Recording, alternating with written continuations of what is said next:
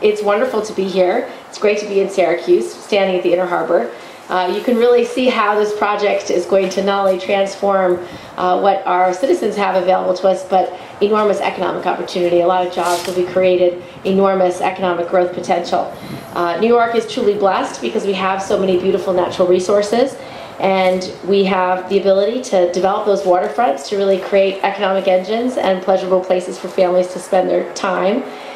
It was a site just like this that helped give New York's strong manufacturing tradition the ability to power us through the 20th century and put us on the map. But in the wake of decades of watching businesses shut down, factories close, and jobs sent overseas, it's sites like this that has some of the worst economic decline. But when it comes to having the right tools and resources for a growing economy and a thriving middle class, you couldn't ask for better potential than what we have right here. Mayor Miner knows this as well as anyone else.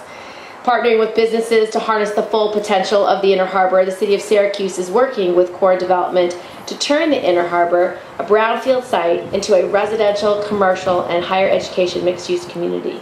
Everyone here is doing their part, working together with a common vision and a common purpose.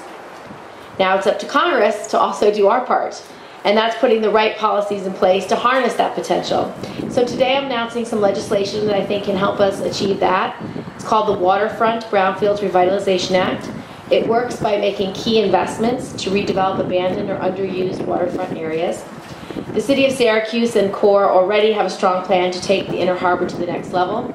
The current redevelopment plan creates 1.4 million occupied square feet, which would include a satellite campus for the Onondaga Community College, community rowing facility with Syracuse University, and a 100-room hotel and banquet facility that will partner with the Onondaga Community College's Center of Excellence in Hospitality to help prepare the regional workforce for the growing needs in this sector.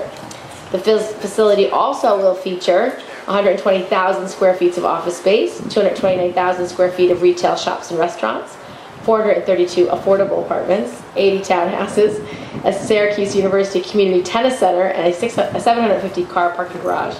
Now this is financed through a public-private partnership, and it's estimated the project would have a long-term economic impact of $570 million and create more than 8,000 temporary jobs. In the long term, it's estimated that the project could generate up to nearly $260 million in total annual output and sustain more than 4,300 jobs. This past April, my office brought federal officials from the U.S. Economic Development Administration to Syracuse to tour and meet with project stakeholders and begin a discussion on federal resources that could be helpful with this redevelopment. And the legislation I'm announcing today is the step in the right direction to help this effort. Specifically, the Waterfront Brownfields Revitalization Act would award competitive grants to local governments and not-for-profits that redevelop abandoned, idled, or underused industrial properties on waterfronts.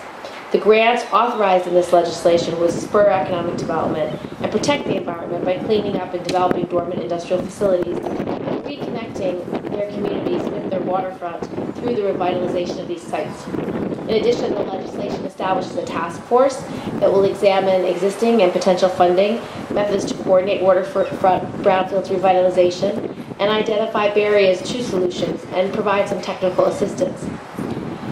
When our middle-class families are struggling all across our state, when thousands of central New Yorkers have lost their job through no fault of their own, there's not an excuse to move at full speed ahead, to take advantage of every resource we have to grow our economy.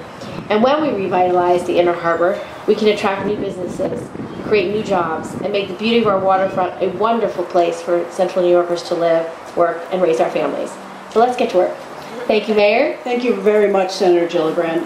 As the Senator mentioned in her remarks, this is a strong public-private partnership, but also a partnership through various levels of government. And there is no one who has stood up faster and stronger for this particular project or for Syracuse than Senator Gillibrand. We have been here, I think I've been mayor for 3 years now, and this is at least our third time under this very site. So whether it's dredging, whether it's helping with funding for the Creek Walk, or helping us build a brand new neighborhood in the city of Syracuse, Senator Gillibrand has always been there for us, and I want to thank her for that.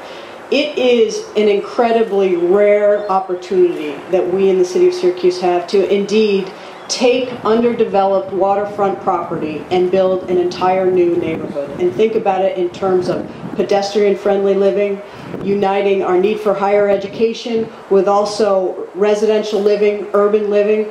And we have taken what has been just a vision, and through our partnerships and the hard work of all of our partners, taken that vision and now actually are moving dirt and putting that in place, so that in the very near future, you will start to actually see buildings go up. Now, as I said, that would not have been possible without the help of Senator Gillibrand, but it definitely would not have been possible without the hard work, imagination, and expertise of COR Development. They are really the ones behind this who have said we can take this and make it a reality. So with that, I would like to first thank COR Development for their hard work, and also take this opportunity to introduce the head of COR Development, Steve Aiello. Thank you, Senator. All of us from Syracuse are so proud to have you here from Washington, D.C., looking out for our interests.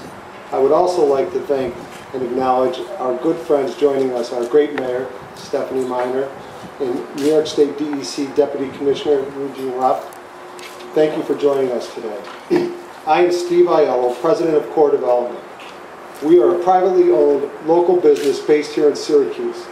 All of us at COR Development are excited to have this opportunity to turn a previously blighted and unused area into a revitalized urban oasis. With the support of Mayor Miner, Governor Cuomo, and Senator Gillibrand, we will turn this 28 acres, known as the Syracuse Inner Harbor, into a $350 million neighborhood of housing, academic, hospitality, retail, and office buildings. Using the support of the Waterfront Brownfields Revitalization Act proposed by Senator Gillibrand, the Inner Harbor project is a perfect example of public-private partnership where both industry and government can come together, each with their own strengths, and have the citizens come out to be the biggest winners. Through the task force established by the legislation, we will ensure that the development is both economically and environmentally sound. We look forward to working with the city, the state, the federal governments, and the task force in ensuring that the Inner Harbor serves as a model for redevelopment throughout the country. Again, thank you for all your continued support. Our next speaker is Eugene Rupp, Deputy Commissioner of DEC. I'm very happy to be here and to see the bill that has been introduced, or is being introduced by Senator Gillibrand, which would be an excellent complement to the program that the state operates to revitalize brownfields. We have over 230 active brownfield sites throughout the state, and that program is mainly driven by tax credits and the value they have for private developers. What this bill would do is create grants that municipalities and nonprofit organizations could directly benefit from when they cannot take advantage of tax credits, of course. Governor Cuomo has regional economic development councils throughout the state which have recognized the importance of brownfields and particularly waterfront locations for their potential for substantial economic growth. And I'd like to mention that Governor Cuomo's connection with this particular location goes back very far to his days in Washington at HUD, where he was instrumental in obtaining funding for this particular project. We have, as pointed out, throughout New York State, many sites on waterways that have been contaminated through industrial activity, but represent great potential for recreation and tourism. From Long Island, New York City to Lake Ontario, Lake Champlain, there are many, many sites that could benefit from this bill. And I noted that the bill also provides special consideration for relief for flooding, and will provide funds for flood damage prevention in these communities. For all those reasons, we're very happy to be here for this event. Thank you. this kind of idea isn't a Democratic or Republican idea. It's a very good common sense idea that frankly creates opportunity for economic growth in a very productive way. What we've seen is when you do invest in brownfield sites, you have enormous return on that investment. It has great economic return and is shown to be a strong economic engine. And what we also find is that when you do development around waterfronts, it almost has an exponential benefit. So this piece of legislation, I think, could get bipartisan support as part of a larger package in terms of renewing tax credits and tax incentives. We will definitely take time to do that tax package at some point between now and the end of the year, and I'm going to try to make sure this is included. The last time the Brownfields legislation was authorized was 2006, and it hasn't been reauthorized since. We've had funding put in through appropriations, but this is the kind of a new idea added to something we've done in the past that I think could have a very strong economic impact. So I'm hopeful. So what's new about this? That it directs money specifically for waterfront redevelopment. That's not just for any brownfields, but says these are grants being made available up to $500,000 to do waterfront revitalization. And waterfront revitalization, as I mentioned, has a very significant economic impact because people like to spend time near water. They like to develop around water. It increases home values. It increases people's interest in spending money and time and going to restaurants. So it has a very good track record.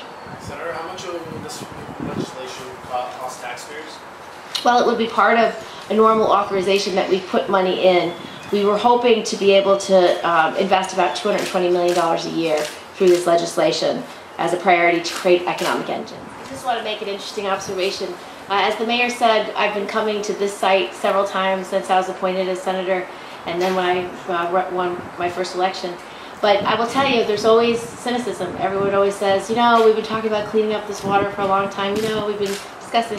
This is going to happen because everyone is on board. You have a mayor who's so committed to getting this done. You have a governor who's committed to getting it done.